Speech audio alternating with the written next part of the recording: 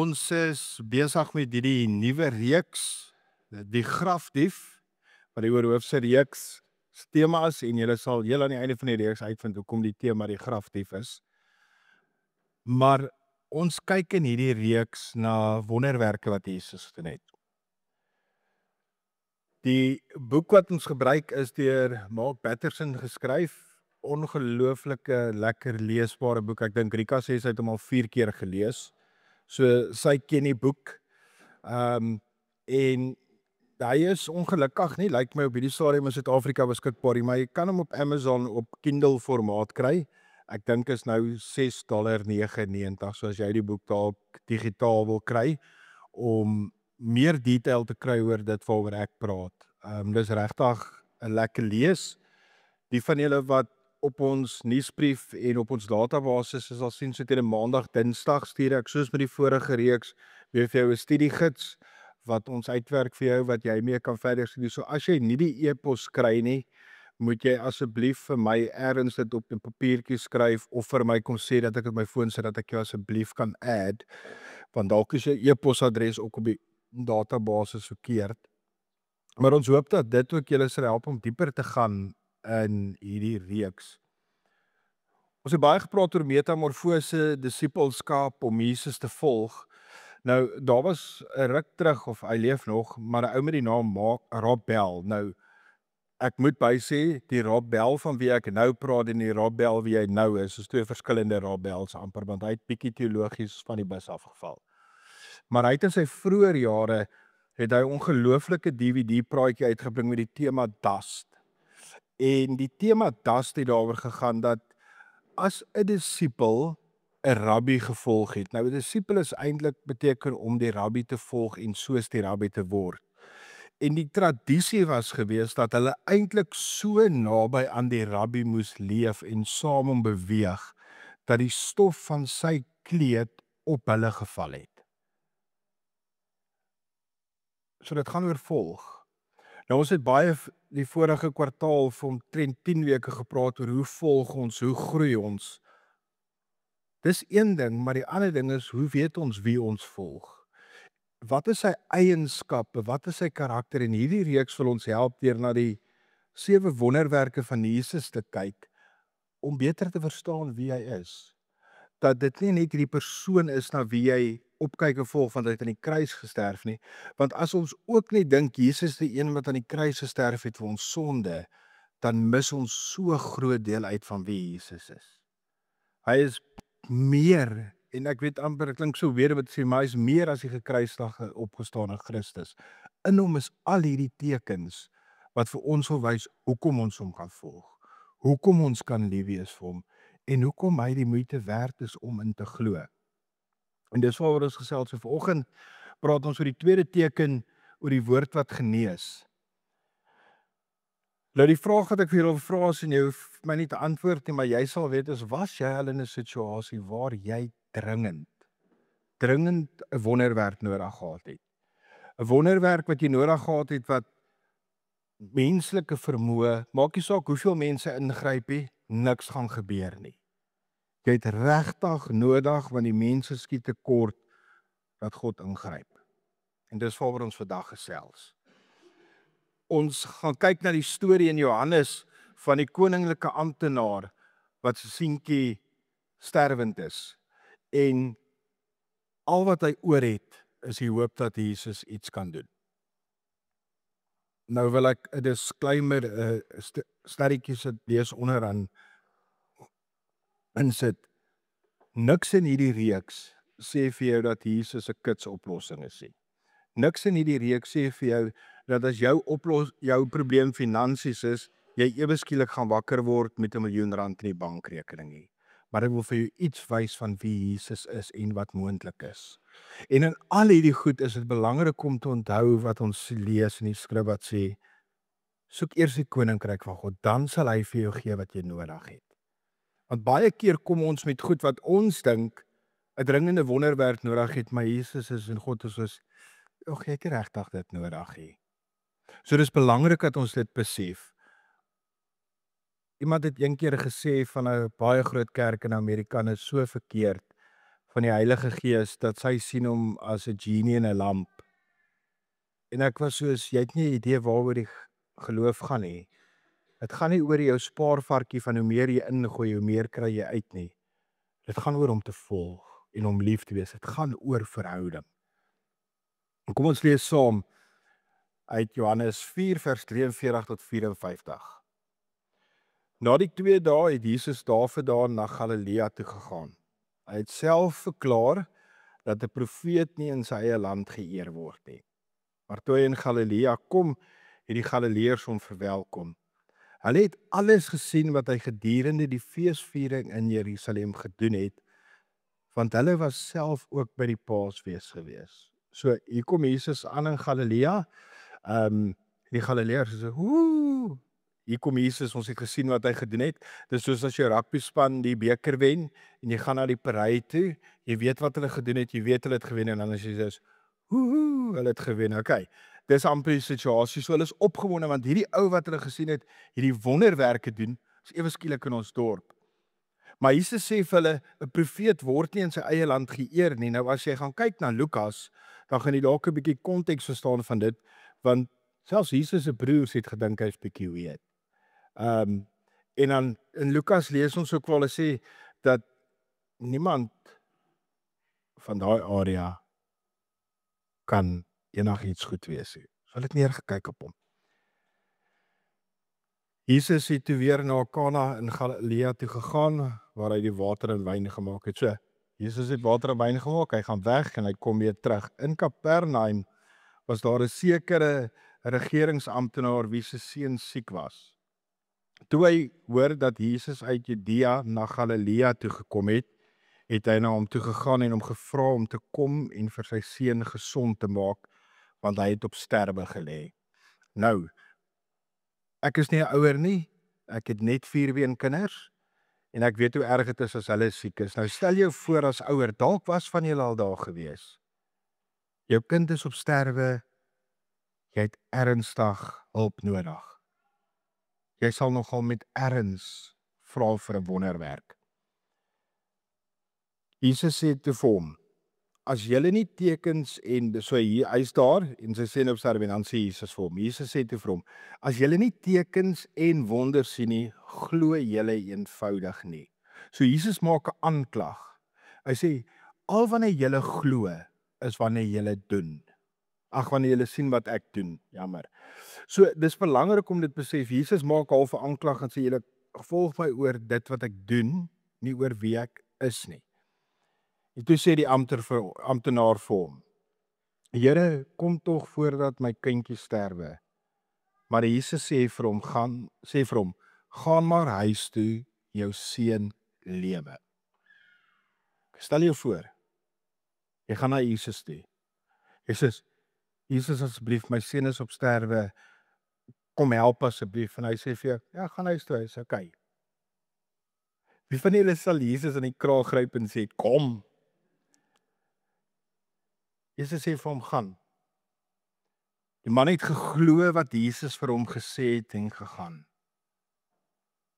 Hoeveel keer vra jy vir God iets? Vra jy vir Jesus iets? En Jesus sê, kind in die kind by, mama, jy ken hy, nee? Hoeveel van julle gaan niet, as God vir jou sê, dit sal okay wees? Toe hy nog op pad was, het sy werksmense hom al tegemoet gegaan en vertel dat sy kind lewe. Hoor mooi, hy vra hulle toe presies wanneer hy begin beter word het. En hulle antwoord hom, gistermiddag 1:00 het die koors hom verlaat. Die pa het toe besef dat dit op dieselfde oomblik was waarop Jesus vir hom gesê het, jou seun lewe. En hy en sy hele gesin het tot 'n geloof in Jesus gekom. Dit was die tweede wonderteken wat Jesus gedoen het, nadat hy weer uit Judea na Galilea toe gekom het.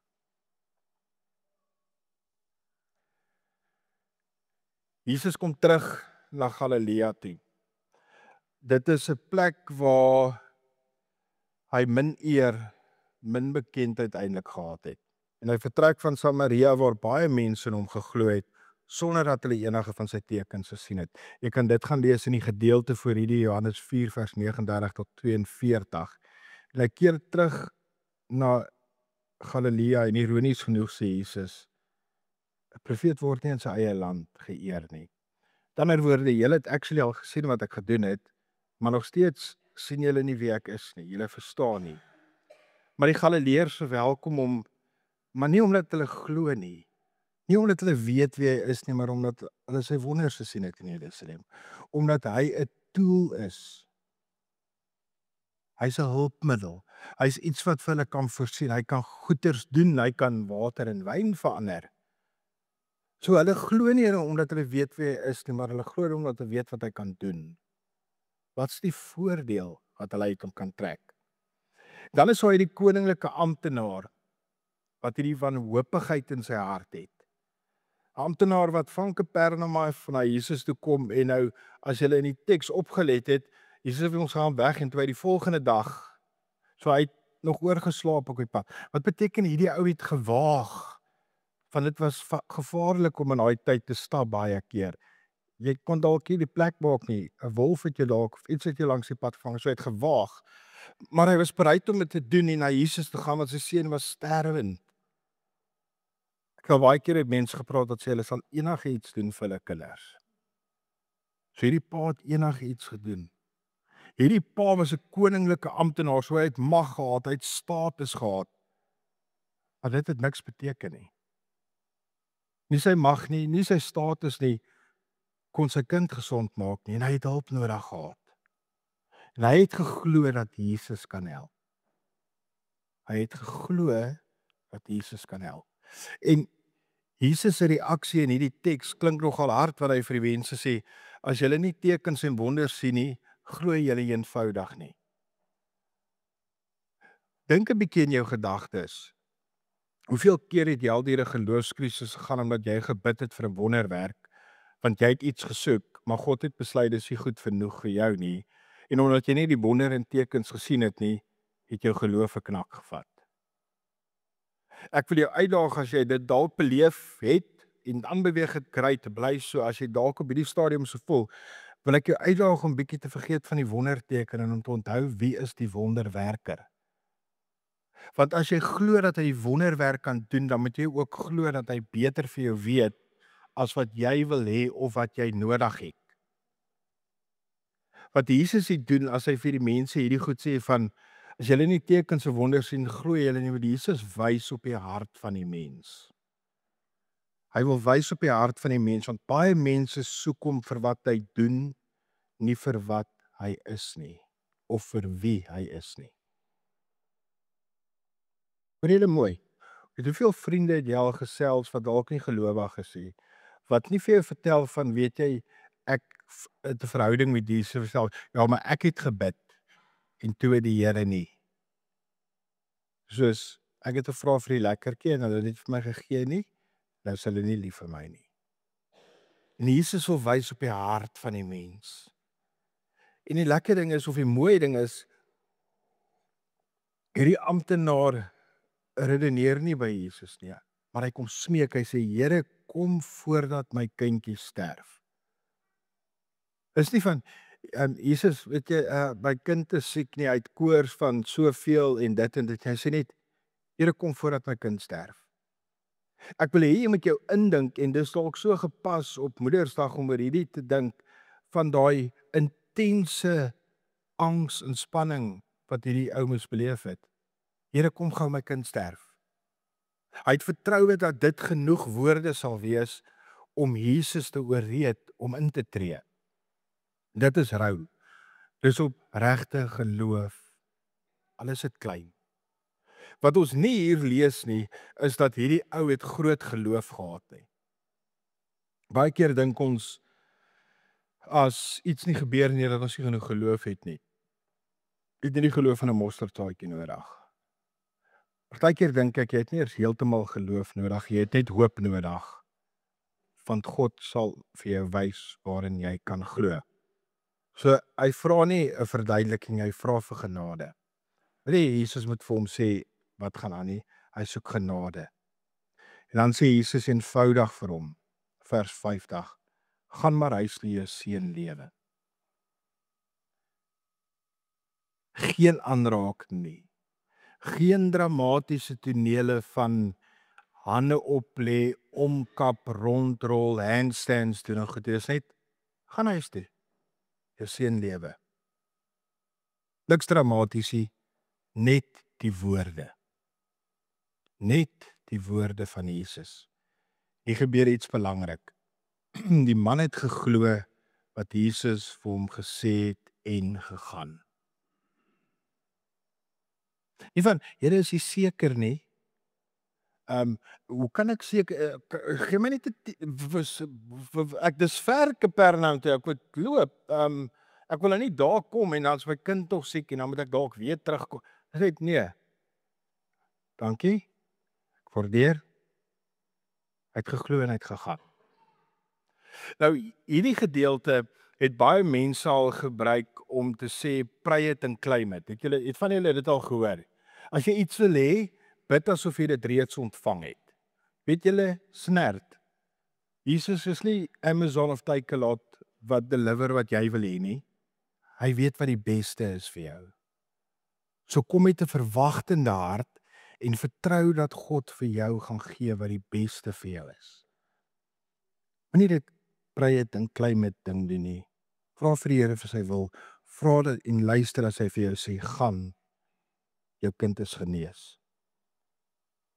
Geloof word dikwels getoets in die gaan voordat ons iets doen.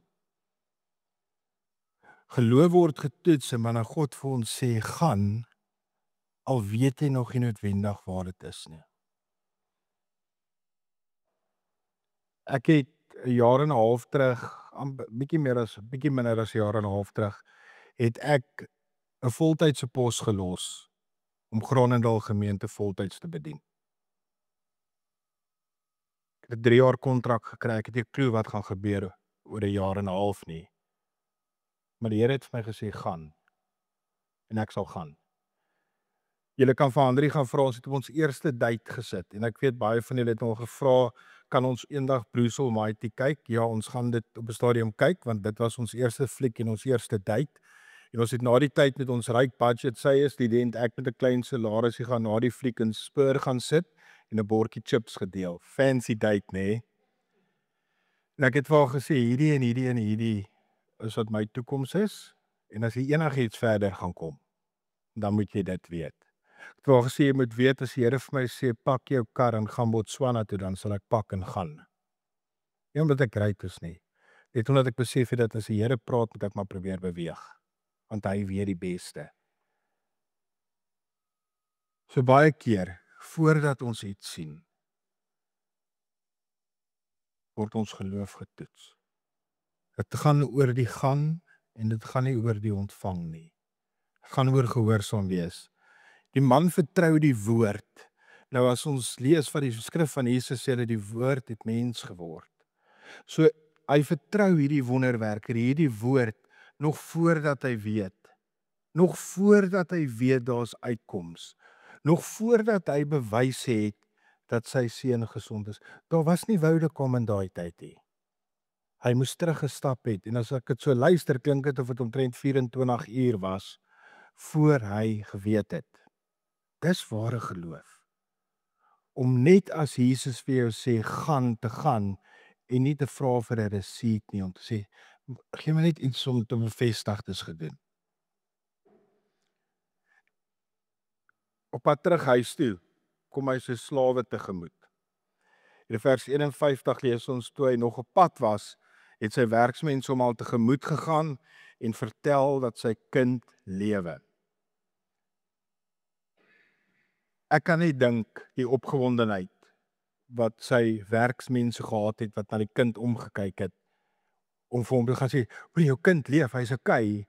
Want kan jy die ander kant indink hoe hulle sou gevoel het as die seun dalk gesterf het terwyl hy weg was. So 'n hele ander gevoel wees, maar hier gaan die ouens saam toe of die vrouens en hulle gaan hom te gooi te sê, "Jou kind lewe nog." En dan het die ongelooflike ding van hy vra hulle wat gebeur het en dan besef hy dat dit presies op die tyd gebeur het toe Jesus gepraat het. Toe Jesus gepraat het, het dit gebeur. Nou, een van die ouens van wie ons baie keer hier praat is Louis Giglio, en hy het 'n indescribable preek het hy gepraat van God spoke the world into creation. En sy teorie is dat dis eintlik maar 'n Big Bang, want die kom atome en klanke wat jy kan hoor klanke, dit klink soos plof, maar hy sê God het die wêreld gespreek, hy het gesê laat daar lig wees. Met ander woorde, as jy hierdie teks lees, dan is dit asof God, toe hy dit spreek, toe gebeur het 24 uur verder in die toekoms. Ek weet nie wat die afstand was nie, maar 'n paar kilometer ver seker. Jesus het gespreek en dit het gebeur. Die mooie is, sy hele gesin het tot geloof in Jesus gekom. Aanvanklik het hy geglo Jesus kan genees. Dis hoekom hy so ver gereis het. Maar hy het toe vir Jesus ontmoet en hy het gesien wat Jesus kan doen. En na dit het hy begin om te glo Jesus is wie hy sê hy is. Toe het hy begin glo en besef Jesus is die verlosser.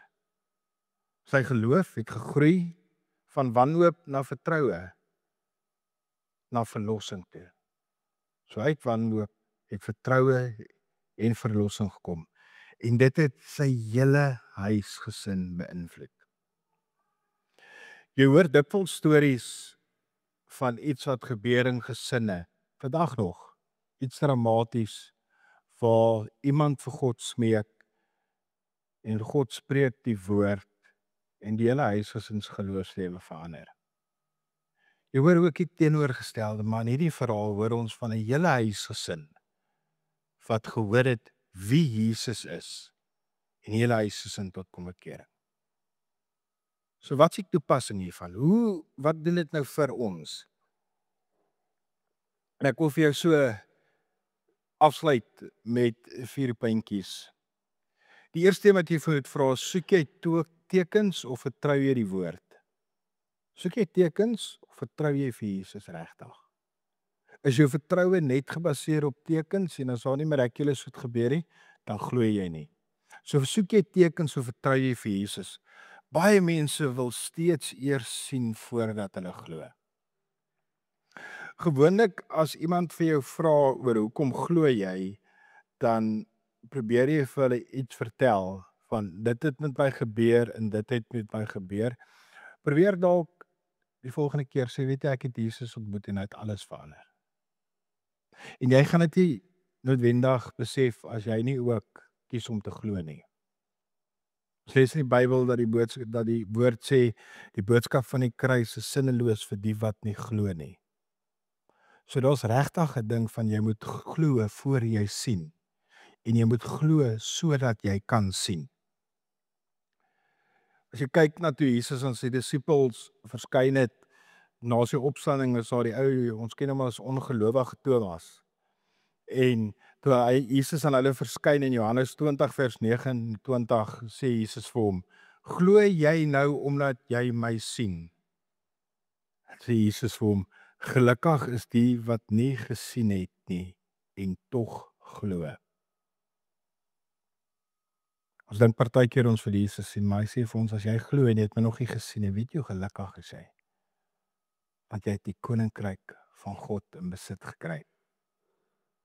Tweede een is Jesus se woord het mag, selfs op 'n afstand. Hoe sê ek hierdie?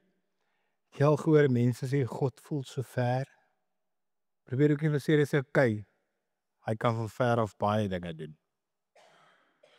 Gee hom 'n kans. Ander ding wat jy vir hulle kan sê, as mense vir jou sê, het voel asof ek teen die dak bid, sê hou op om deur die dak te probeer bid, praat net langs aan jou, want dis waar God is. Ek dink baie keer hy is ver. Nou as jy dink God is ver, is dit okay, dink so, want hy kan baie goed van 'n afstand af doen. Die wonderlike ding, die afstand is eintlik net so naby soos jy bereid is om te kom. Die seun is genees sonder dat Jesus fisiek daar was. Jesus se woord vandag het steeds die krag om te red. Het dit steeds die krag om te genees en te herstel. Nie wil ek weer 'n dingetjie insit. Partykeer gaan jy bid vir genesing. Genesing gaan nie altyd op aarde die oplossing wees nie. Partykeer gaan God mense genees van hulle eendag by hom is. Maar Jesus en God het steeds die krag om te red, te genees en te herstel. Derde een is ware geloof beweeg voordat dit sien. Ek is seker as ons in hierdie groep vanoggend het vra, waar het jy al iets beleef wat jy 'n tree moes gee in geloof en jy het nie 'n klou gehad waar jou voet gaan land nie. Ek is baie lief vir flieks. Ek weet nie of enige van julle ooit enige van die Indiana Joneses gekyk het nie, maar daar in die Indiana Jones en the Holy Grail is daar so 'n teken en 'n riddle wat hulle moet doen wat hulle oor so 'n massive kloof moet gaan om by die ding uit te kom. En op die einde van die dag gaan die riddle dat jy moet uittrap in geloof. En dan staan Indy voor hierdie kloof en hy voet kom so uit en dan ewe skielik sit hy hom neer en ewe skielik staan hy amper in die lug en dan gooi hulle grond daaroor. En dan sien hulle daar is 'n pad om deur te gaan. Ware geloof beweeg voor dit sien. Enigiemand van julle al ooit ge-abseil? Okay, hier staan so 2 of 3. As jy gaan abseil, dit sê jy 'n instrukteur was en al die opleiding gehad het en die ou sê vir jou dis alright, jy gaan nie val nie. Moet jy voor jy weer daai tou gaan jou glo, hy gaan jou hou. Geloof is baie keer so. Geloof beweeg voor dit sien. Die amptenaar het gegaan sonder om resultate te sien. Wat vra Jesus van jou om te doen sonder om antwoorde vooraf te hê? Wat vra Jesus van jou om te doen voordat jy die antwoorde het? Jou geloof kan ander beïnvloed. Jou gehoorsaamheid om te gaan voor jy sien kan ander ander help. Kyk hoe dit die amptenaar se familie gehelp het. Sy bereidheid om te gaan voor hy gesien het veroorsaak dat sy hele gesin tot geloof gekom het. Ware geloof. Geloof wat geloof is sonder om te sien, is aansteeklike en oordraagbare geloof. Ek word baie keer meer geïnspireer deur stories van mense wat my vertel wanneer hulle iets gedoen het en hulle het net gedoen. Hulle het nie eintlik geweet wat gaan die resultaat wees nie. Hulle het gevoel die Here sê vir hulle go en hulle het gegou. Die wonderlike ding is baie keer as die Here as jy voel, kom ons sê dit so, as jy voel die Here sê vir jou go, is die resultaat of die gevolg gewoonlik nooit negatief nie. As die Here vir jou sê gaan bid vir iemand, die ergste wat kan gebeur is hulle sê vir jou nee, dankie. Ek wil sê, kom ons maak dit so klein bietjie meer realisties. 98% van die tyd gaan mense vir jou byvoorbeeld sê jy kan maar vir my bid, ja. Eerste van die tyd. Ek het baie min nog beleef dat ek vir iemand vra, kan ek vir jou bid en hulle het nee gesê. Veral is dit die Here wat vir jou gesê het kan ek gaan bid vir daai ou nie. Kan dit nog steeds iets beteken? Dis nie iets sleg nie. Maar wees gehoorsaam. Ek sê rather risk it than lose it. Here, as jy voel die gees beweeg, go vir dit. Wees verantwoordelik asseblief. Moenie in die see saam met wit doodshaie gaan spring om vir mense te bewys Jesus kan mense red nie. Maar as jy voel iets in jou beweeg, vat maar 'n kans en stap in geloof uit. En reflekteer dan na die tyd, was dit 'n ek ding gewees of was dit 'n God ding gewees? Want baie keer is die ek ding wat jou in die moeilikheid bring. Ek onthou in 1997. Dus sit ek in die hoekie in Winkelspruit, ek doen diensjaar vir Christus, travel deur Suid-Afrika, besoek hoërskole en goed. En daar besluit ek ewe skielik ek gaan nog 2 jaar doen. En dit is vrek lekker. Die Here het nou vir my gesê ten minste nog 2 jaar. En ek vertel vir almal die Here het vir my gesê nog ten minste 2 jaar. En toe doen ek nog 'n jaar en toe die jaar daarna toe sit ek in Wellington terwyl ons deeltyd swat en ek is soos ek is op 'n verkeerde plek, ek moet eintlik hier wees. En dan gaan 'n mens baie keer en sê weet jy die Here het my nou anders gelei. Dis alleen. Ek het nooit by die Here gehoor. Ek moet 3 jaar doen nie. Ek het gedink ek moet 3 jaar doen en ek het vir mense gesê weet julle ek dink ek het die Here verkeerd gehoor. Sy plan was eintlik 2 jaar, maar dit was my so lekker saam met al die girls gewees en al die travel nê, dat Ek besluit dit 3 jaar. Die Here het nie sy mind gechange nie. Ek het net nie geluister nie. Self besluit. Hierdie is die tweede teken wat Jesus in Johannes gedoen het. Hierdie teken is nie net 'n genesing nie. Hierdie genesing is 'n openbaring van die krag van Jesus se woorde. Die krag van die woord wat mens geword het. Dit is 'n uitnodiging vir my en vir jou om hom te vertrou selfs wanneer jy nog niks kan sien nie. Jesus praat steeds vandag. Jy kan Jesus op sy woord neem. Die vraag is jy bereid om sy woord te neem nog voor jy die resultaat gesien het? Kom ons bid saam. Here Jesus, ek wil vanoggend bid en Here, ek wil vir u vra om sommer dit wat in elkeen se hart te leef vanoggend te hoor. En in hierdie oomblik deur die Gees met elkeen te praat daar waar hulle tans sit of hulle hier binne sit en of hulle dalk op die livestream kyk, Here. Maar Here, my gebed is dat u ons geloofsfamilie sal maak wat geloof leef nog voor ons resultate gesien het. Sal u ons deur u Gees die krag gee om so te leef. Ons bid dit in Jesus se naam. Amen. Ek wil vandag nog iets sê voor ek die seën uitspreek. Terwyl ek bid, toets ek soos ek sien ons stuk grond wat ons al Granendal het. Julle weet dit, wie wat weet jy, ons het al grond op Granendal waar ons opbou eendag gaan staan. En die feit dat julle vanoggend hier sit, is 'n teken van mense wat hier sit. Mense wat hoeveel jaar terug, 7 jaar terug wat ons met die plant begin het. 'n Stap in geloof geneem het sonder om iets te sien. Baie mense vra my altyd, so wanneer kom die gebou? Dan sê ek weet nie. Maar dis okay. Ons gaan doen wat ons doen solank as wat die Here vir ons sê doen wat jy doen. Ons gaan net gaan. Mag die Here jou seën om te leef asof die stuk grond wat jy het reeds 'n gebou op het. Die Here seën jou. Die Here beskerm jou. Sy Gees lei jou om dapper te wees. Daar waar jy moet dapper wees. Sy Gees help jou om te glo daar waar jou geloof min is. Sy Gees help jou om te gaan al sien jy nog nie. Mag die Here julle seën. Mag julle 'n wonderlike week hê. Die gemeente van die Here sê saam. Amen.